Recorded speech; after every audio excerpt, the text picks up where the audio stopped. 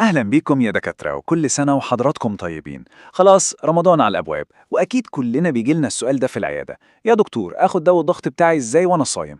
ده يمكن من أكتر الأسئلة اللي بنتسألها. عشان كده النهاردة هنتكلم بشكل عملي ومباشر عن إزاي نظبط أدوية الضغط المرضانة في رمضان. طيب احنا هنمشي ازاي النهارده؟ الموضوع بسيط. هنقسم الكلام بتاعنا حسب مجموعات الأدوية عشان يبقى الموضوع سهل وواضح. هنتكلم عن البيتا بلوكرز وبعدين الايس انهبيتورز والاي ار بيز وكمان الكالسيوم شانل بلوكرز، وفي الآخر خالص هنلخص كل ده عشان يبقى مرجع سريع لينا كلنا. يلا بينا نبدأ بأول وأشهر مجموعة معانا وهي البيتا بلوكرز. القاعدة الأساسية هنا سهلة جدا. تعديل التوقيت بتاع الجرعة بيعتمد على الدواء ده بيتاخد كام مرة في اليوم. يعني ببساطة مجموعة البيتا بلوكرز دي هنقسمها لنوعين. النوع الأول هو اللي بيشتغل فترة طويلة، اللونج اكتنج فورميوليشنز، وده اللي المريض بياخده مرة واحدة بس في اليوم.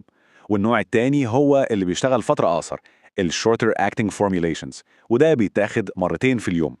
التقسيمة دي هي الأساس اللي هنبني عليه كل حاجة. نمسك أول نوع اللي بيتاخد مرة واحدة في اليوم. أشهر مثال عندنا كلنا بنكتبه هو البيسوبرولول، اللي هو طبعا الكونكور والبيزوكارد والأسامي التجارية المعروفة دي. طيب المريض كان متعود ياخده الصبح، في رمضان هنعمل إيه؟ بسيطة، هنقلل الجرعة دي لبعد السحور. والسبب واضح، عشان دي أدوية لونج أكتنج، فإحنا عايزين مفعولها يغطي فترة الصيام الطويلة بتاعت النهار كلها، ونضمن إن الضغط ما يعلاش فجأة. ودي بقى نقطة مهمة جدا ولازم نأكد عليها للمريض بتاعنا كويس قوي. لما نقول بعد السحور احنا بنقصد السحور اللي هو قبل الفجر على طول، يعني الساعة 3 الفجر مثلا، مش اللي بيتسحر الساعة 10 بالليل وينام. التوقيت ده بالذات حاسم جدا عشان يضمن ان الدواء يفضل شغال طول فترة الصيام ويحميه كويس. نيجي بقى للنوع التاني من البيتا بلوكرز اللي هو بيتاخد مرتين في اليوم. المثال الأشهر هنا هو الميتروبرولول، اللي بنشوفه في السوق بأسماء زي لابريسر وسيلوكين. هنا التعديل مباشر جدا، الجرعة الأولى هتتاخد بعد الفطار، والجرعة التانية هتتاخد بعد السحور، وبكده نكون حافظنا على مستوى الدواء ثابت في الدم على مدار ال 24 ساعة. تمام، كده خلصنا البيتا بلوكرز. ندخل دلوقتي على مجموعتين تانيين مهمين جدا في علاج الضغط، وهم الانجيوتنسين كونفرتنج انزيم انهبيتورز اللي بنختصرها ب ACEIs، والمجموعة التانية هي الانجيوتنسين 2 ريسبتور بلوكرز او ال ARBs.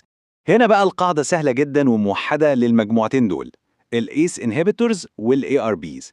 الاتنين هيتاخدوا بعد صلاة العشاء. يعني ايه؟ يعني بعد الفطار بحوالي ساعة ونص او ساعتين كده. طيب ليه مش بعد الفطار على طول؟